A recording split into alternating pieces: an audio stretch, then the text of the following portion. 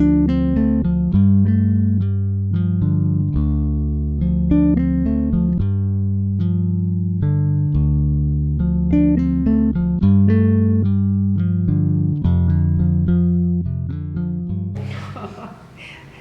okay. My name is Ruth Yoshine Hayashi. I was born in Berkeley in December 8, 1933, which makes me 81 years old. I was 8 when the World War II started. And it's very interesting because my birthday is December 8th, and December 7th is the day that Japan attacked Hawaii. And so it's almost like, one can never forget those two dates. I think I had a real nice childhood. My father, who's a gardener, more or less took care of me, and I did a lot of things with him. And I'm an only child. I have no brothers or sister, and so he just took care of me while my mother went to school so she could learn English, and then to improve on her skill as a seamstress. I lived at North Berkeley at the Cedars on Oxford Street, and it was a very nice place. I had a big area, a garden to play in, and although my father worked for this lady who owned the property, Mrs. Welker, and she didn't want to have other children on the grounds. And so I had to learn to play alone, and I always had about 2 or 3 cats. But my father took care of this garden, and so he always let me help him in the garden. And in those days, you had to hand water everything with the hose, so that was one of the jobs I always enjoyed doing, because when you start playing with a hose and a water, you just don't concentrate on watering the plants. You just let it, water go all over the place.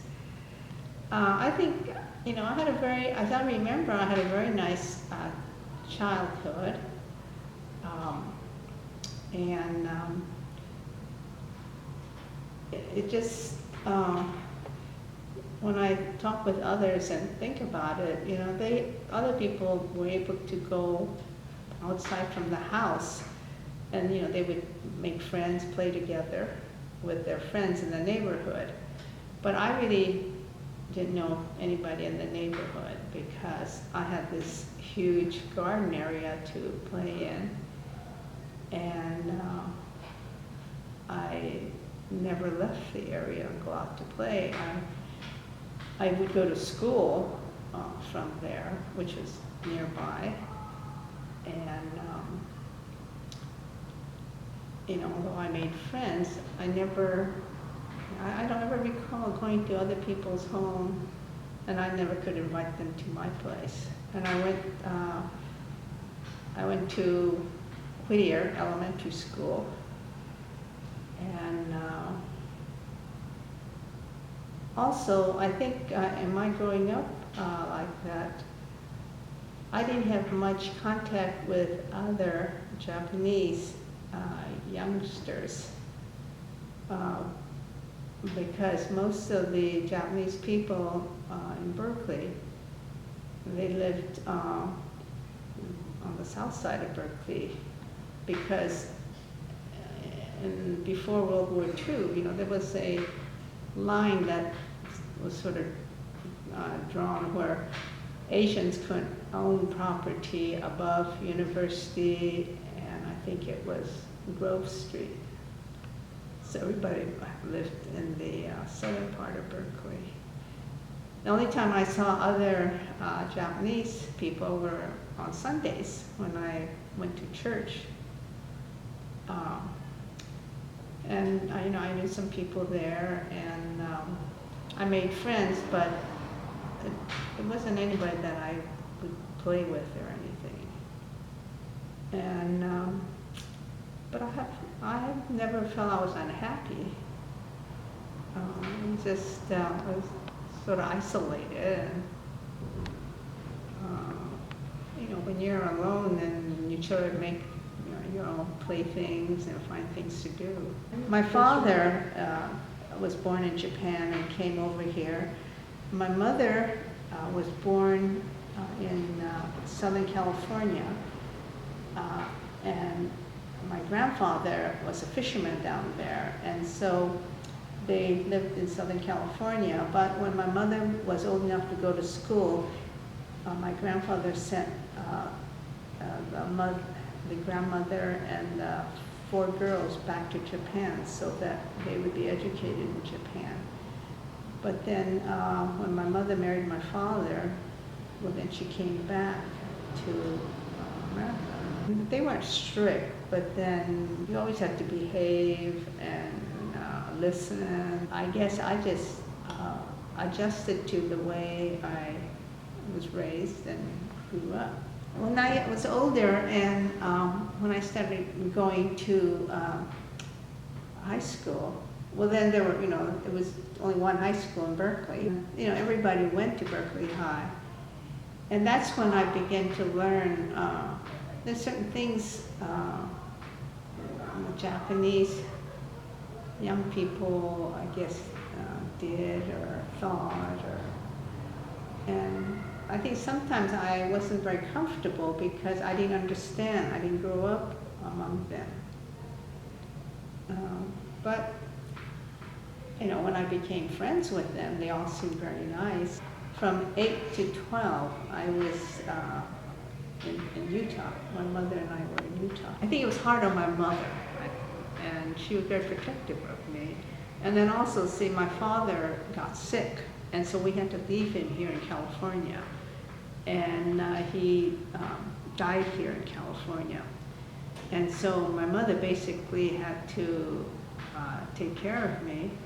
There was no male figure to sort of tell me what to do, what not to do.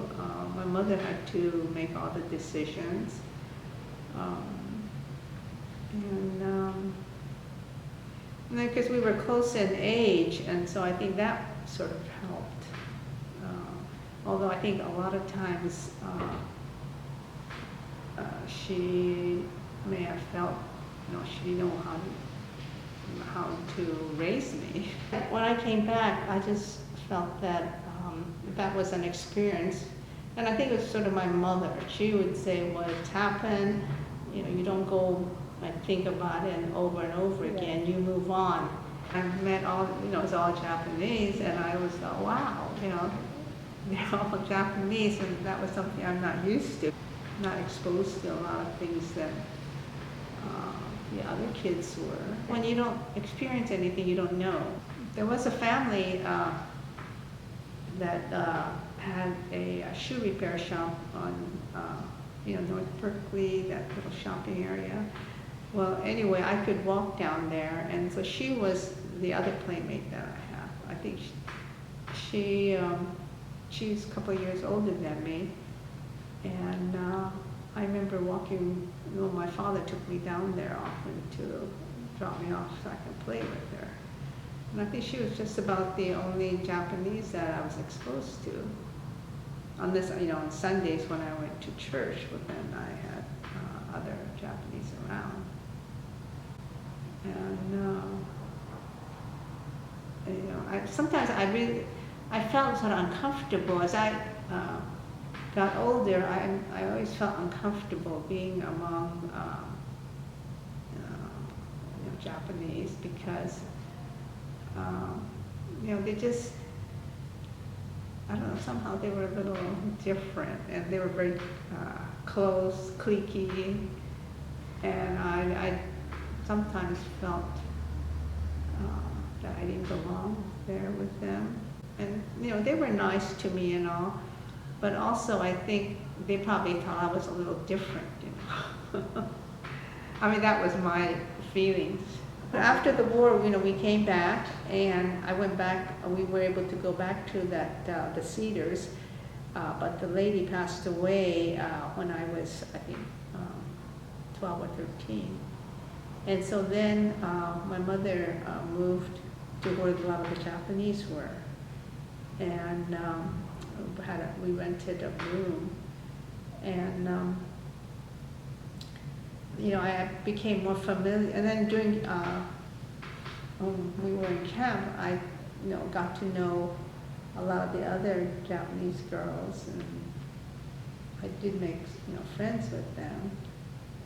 But I sort of felt like I was a little different, and I'm not very sociable. I think that's the whole thing.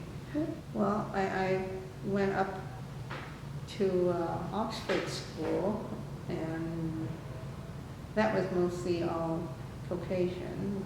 There were only about 2 or 3 Japanese students. And then I went to, I don't know what it's called now, Garfield? What is it? Martin Luther King, I think, is junior high school. And there was a few more Japanese. I used to, you know, join these after-school sports activities, and we would play like volleyball, baseball, or something, you know, between the 3 junior high schools here in Berkeley. And whenever the other girls came, I always felt self-conscious because, you know, it's like, you know, they go, you know, and they talk, you know, with their, as if, you know, they're talking about me, but I'm sure they weren't. But then I never felt comfortable until later when I went to high school. Well, then I got accustomed to everybody, and you know, it turned out all right. You know, as you become a teenager, you realize that there's more to everyday life than to, you know, stay home, study, and do whatever, you know, my mother told me to do. There were times when I wasn't comfortable, but I think that was a problem that I had. They all knew each other among the Japanese. They were very close-knit. They knew each other.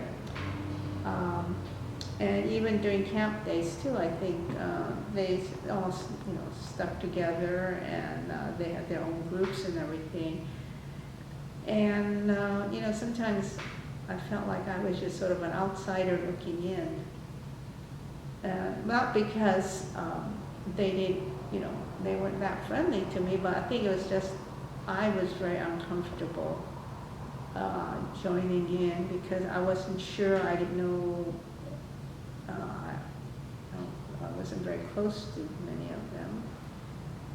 And also in the church that I went to was a very fundamental, strict type of a church.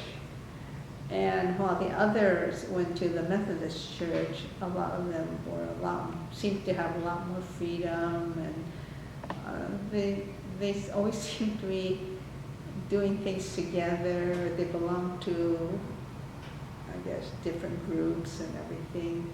So I just felt that I was, you know, not really one of them.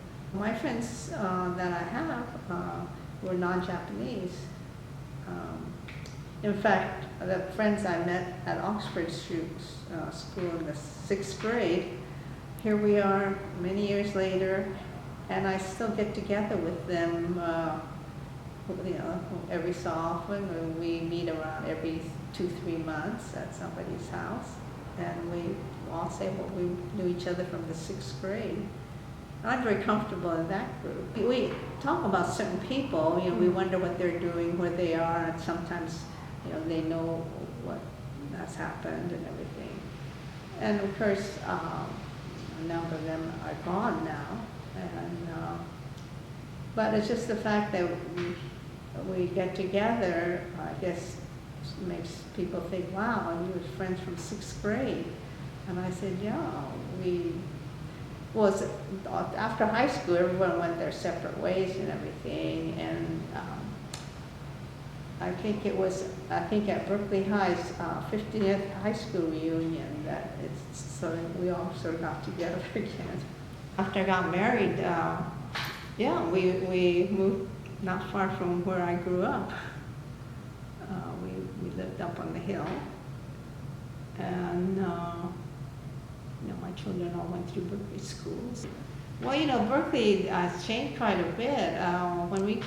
When I came back after I got married, that was in the 60s. And Berkeley was really changing in the 60s, and I don't know, it was just sort of, just watching it change, I thought about, well, that's the way life is. It changes. And I liked Berkeley. I grew up, and my life was okay, living in Berkeley.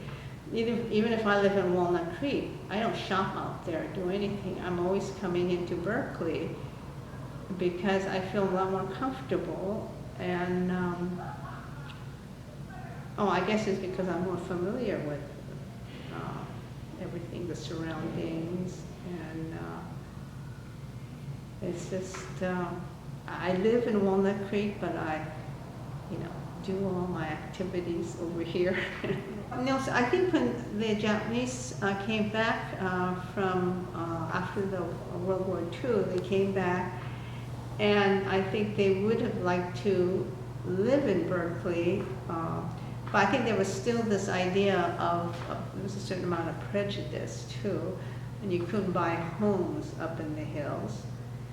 And I think that's why a lot of them just went to the next place, which is El Cerrito, Richmond, and they settled down there. I think, but over the years, Berkeley has changed, and it's gotten much more liberal, and it's different. I guess the kind of people, the kind of people that come here, and it's just. I like living in Berkeley. I still feel that Berkeley is my home.